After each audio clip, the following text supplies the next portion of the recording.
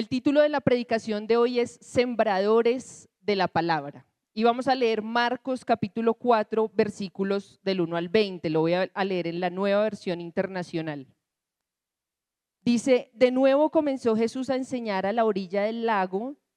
La multitud que se reunió para verlo era tan grande que él subió y se sentó en una barca que estaba en el lago, mientras toda la gente se quedaba en la playa.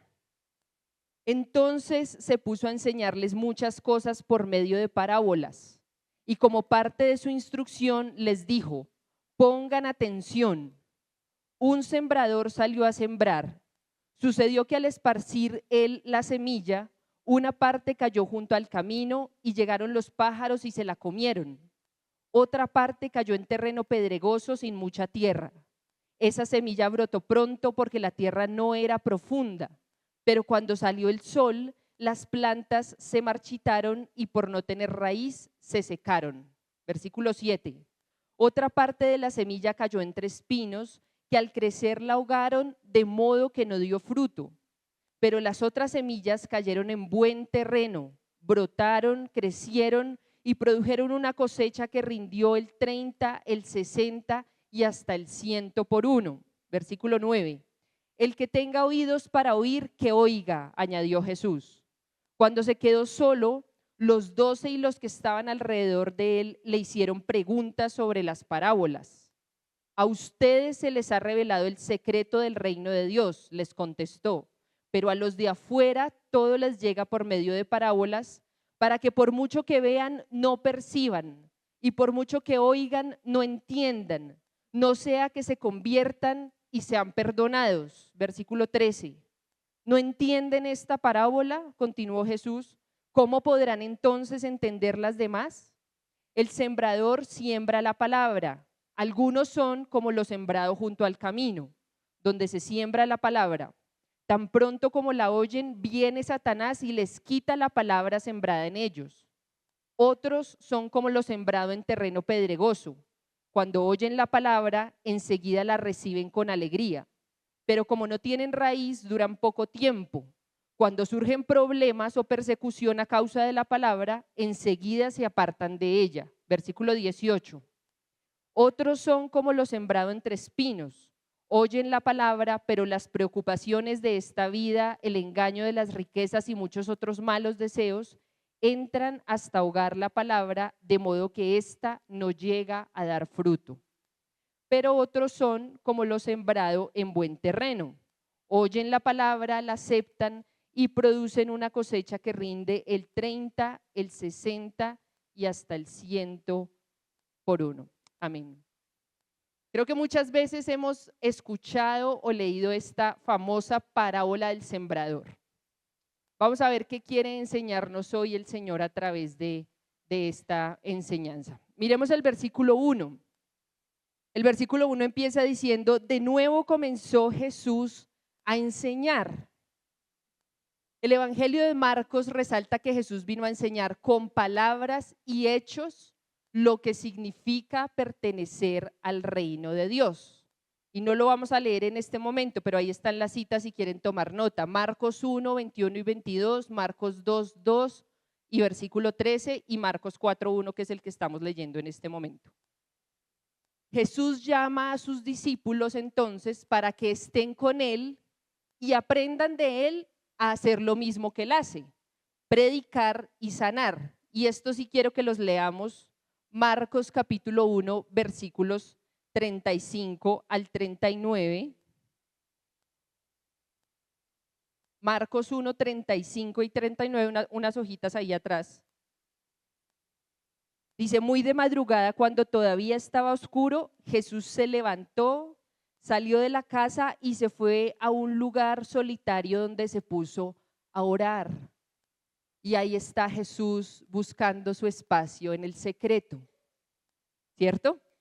Lo que veíamos hace 8 días. Muy de madrugada, cuando todavía estaba oscuro, Jesús se levantó, salió de la casa y se fue a un lugar solitario donde se puso a orar. Simón y sus compañeros salieron a buscarlo, por fin lo encontraron y le dijeron: todo el mundo te busca. Jesús respondió: vámonos de aquí a otras aldeas cercanas donde también pueda predicar, porque para esto he venido. Así que recorrió toda Galilea predicando en las sinagogas y expulsando demonios. Ahora veamos qué dice el capítulo 3, versículos 14 y 15, que lo vimos recientemente en nuestros tiempos de Grupos Crece. Marcos 3, 14 al 15 dice: designó a 12 a quienes nombró apóstoles para que lo acompañaran y para enviarlos a predicar y ejercer autoridad para expulsar demonios. Entonces, el ministerio de Jesús se trataba de enseñar con sus palabras y con sus hechos, o sea, predicando y haciendo milagros, lo que significaba pertenecer al reino de Dios.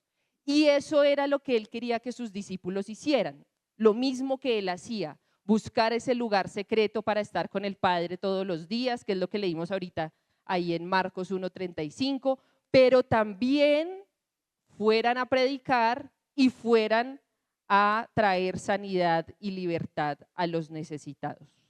Ahí tenemos dos foticos, una de Jesús enseñando y otra de Jesús liberando a un endemoniado. ¿Qué dice también el versículo 2? El versículo 2 dice que Jesús enseñó por medio de parábolas. Volvamos ahí a Marcos capítulo 4. Entonces se puso a enseñarles muchas cosas por medio de parábolas. Y en este capítulo 4 vamos a ver algunas de las parábolas que Jesús empleó en este momento para enseñar. Recordemos que es una parábola, es una historia que transmite un mensaje. Una parábola usa imágenes y comparaciones de la vida cotidiana, ¿cierto? Para ilustrar principios. El predicador hace 8 días decía, el Señor usaba ovejas, trigo, pesca para ilustrar sus enseñanzas, para ilustrar principios, y nos ayudan a entender el reino de Dios. Por lo general las parábolas empiezan diciendo, el reino de Dios es semejante a, y el Señor cuenta una historia que su audiencia puede entender porque está usando elementos de la vida cotidiana. Y en Marcos 4, como les decía, tenemos aquí estas 4 parábolas. Hoy vamos a ver la primera y en los siguientes tiempos de estudio veremos las otras. Esta parábola que se trata de unos terrenos donde cae la semilla, ¿cierto? Terrenos para sembrar, una lámpara, una semilla, un grano de mostaza, son cosas cotidianas. Quiero entonces que veamos hoy 3 elementos de la parábola del sembrador. ¿Cuál es el primer elemento de esta parábola? El sembrador, ¿cierto? El versículo 14 que dice, el sembrador siembra, ¿cierto? Entonces, ese es el primer elemento, debe haber un sembrador. ¿Qué siembra? Ese es el segundo elemento, una semilla. ¿Y qué es la semilla? La palabra. El 14 una vez más dice, el sembrador siembra la palabra. Y el tercer elemento son los terrenos, o es el terreno. ¿Qué es el terreno? Son las personas que oyen la palabra, ¿cierto? Súper fácil de entender, o sea, aquí no se necesita doctorado en teología para entender esta parábola, además porque el Señor la explica. Vamos a ver cada uno de esos terrenos rápidamente. El primer terreno es el terreno que está donde caen las semillas, que está junto al camino. Y dice que en ese terreno lo que sucede es que viene Satanás y quita la palabra sembrada. Entonces la semilla está ahí como superficialmente en el camino, no alcanza ni siquiera a afianzarse en la tierra, ni a echar raíz, ni a nada de eso, porque viene Satanás y roba esa palabra que se sembró. Entonces en ese primer camino, en ese primer terreno no va a haber fruto. ¿Cuál es el segundo terreno? Entre piedras. Entonces ahí las personas oyen la palabra, en el primero también oyen la palabra. Si ustedes miran ahí, en el primer terreno la gente oye, pero viene Satanás y quita la palabra. En el segundo, que es entre piedras, también oyen la palabra y la escuchan con alegría, pero los problemas los apartan de la palabra porque no hay raíz. En este terreno la raíz no se da y cuando viene el sol, que representa los problemas, ese sol quema la planta que está germinando, pero como no tiene raíz para coger los nutrientes y el agua, se seca y tampoco hay fruto. El tercer terreno está entre espinos. Crece esta planta, la semilla cae entre espinos y crece entre espinos, y ahí las preocupaciones, el engaño de las riquezas y los malos deseos ahogan la palabra. Eso representan los espinos. y ahí tampoco hay fruto. Entonces, en todos los terrenos las personas oyen la palabra, cada persona está oyendo, pero hay algo que impide que esa semilla se afiance en la tierra, haya unas raíces, crezca y dé fruto. Solamente el buen terreno oye la palabra, la acepta y produce fruto, que es a lo que llamamos cosecha, ¿cierto? Cuando sembramos, nosotros aquí en Colombia, no sé, sembramos café y crecen las maticas de café y ya cuando está listo el grano, entonces decimos está lista la cosecha, ¿cierto? Ya está lista para recoger porque hay grano. Yo sé que seguramente en otras ocasiones hemos reflexionado en esta parábola respecto a nosotros, ¿cierto? ¿Yo qué terreno soy? Pero hoy quiero que reflexionemos respecto a otros. ¿Cuántos aquí son discípulos de Jesús? Todos, ¿sí? Por allá Nico no levantó la mano. Todos somos discípulos de Jesús. Si hemos llegado hasta este punto es porque hemos escuchado la palabra, la hemos aceptado en nuestro corazón y la palabra debe estar dando un fruto en nuestras vidas. Y lo que el Señor quiere, como yo les decía hace un rato, es que estemos con Él y que Él nos enseñe a nosotros cómo predicar y cómo llevar, cómo extender el reino de los cielos, predicar el mensaje de salvación, traer sanidad y libertad, no por nosotros, sino por lo que el Señor puede hacer a través de nosotros. ¿Quién es entonces el sembrador? Nosotros, muy bien, nosotros somos los sembradores de la palabra. Y vamos a leer lo que dice 1 Corintios 3, del 5 al 9. Aquí está hablando el apóstol Pablo. Y dice, después de todo, ¿qué es Apolos y qué es Pablo? Nada más que servidores por medio de los cuales ustedes llegaron a creer según lo que el Señor asignó a cada uno. Está diciendo Pablo, yo sembré, Apolos, que era otro predicador, regó, pero Dios ha dado el crecimiento. Así que no cuenta ni el que siembra ni el que riega, sino solo Dios, porque es quien hace crecer. El que siembra y el que riega están al mismo nivel, aunque cada uno será recompensado según su propio trabajo. En efecto, nosotros somos colaboradores al servicio de Dios y ustedes, los de afuera, son el campo de cultivo de Dios, son el edificio de Dios. Queridos, la cosecha es abundante y Dios es el Dios y el Señor de la cosecha. Él es el que se encarga de preparar los corazones, los terrenos. La semilla es su palabra. Lo único que nosotros tenemos que hacer es esparcir la semilla. Ya el Señor se encarga de dar el crecimiento, pero nuestra responsabilidad como discípulos y como seguidores de Jesús es sembrar la semilla de la palabra en los corazones. El Señor se encarga de la cosecha, del fruto. Pero la cosecha es abundante. Mateo 9, 35 al 38 dice que Jesús recorría todos los pueblos y aldeas enseñando en las sinagogas, anunciando las buenas noticias del reino y sanando toda enfermedad y toda dolencia. Al ver las multitudes tuvo compasión de ellas, porque estaban agobiadas y desamparadas como ovejas sin pastor.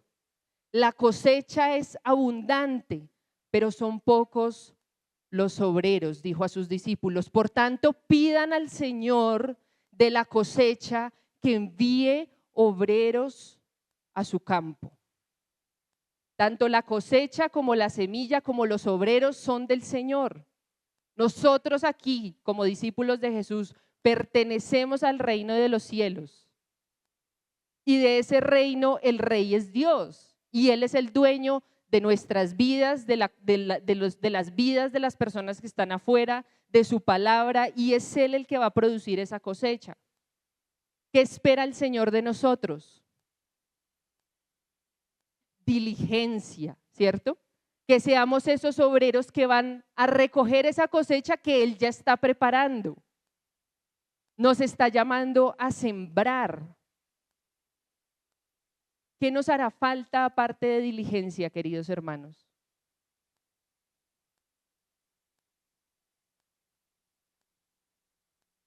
Amor, compasión. Cuánto amor y cuánta compasión hay en nuestro corazón por aquellos que no han escuchado el mensaje del Evangelio. Cuánto amor y cuánta compasión hay por esas personas que están necesitando hoy un abrazo, ser escuchadas, ser acompañadas, ser alimentadas, ser vestidas, no solamente en lo físico o en lo material, sino en su corazón. Lo que somos y lo que tenemos nosotros hoy es por pura gracia, hermanos, porque el amor del Señor nos alcanzó.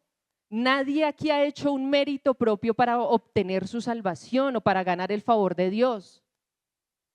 ¿Qué estamos haciendo con eso que hemos recibido de gracia de parte de Dios? ¿Cómo estamos viendo a aquellos que no lo conocen? Vamos a cerrar con esto, discípulos con una misión. ¿Cuál es nuestra misión como discípulos? Hacer discípulos.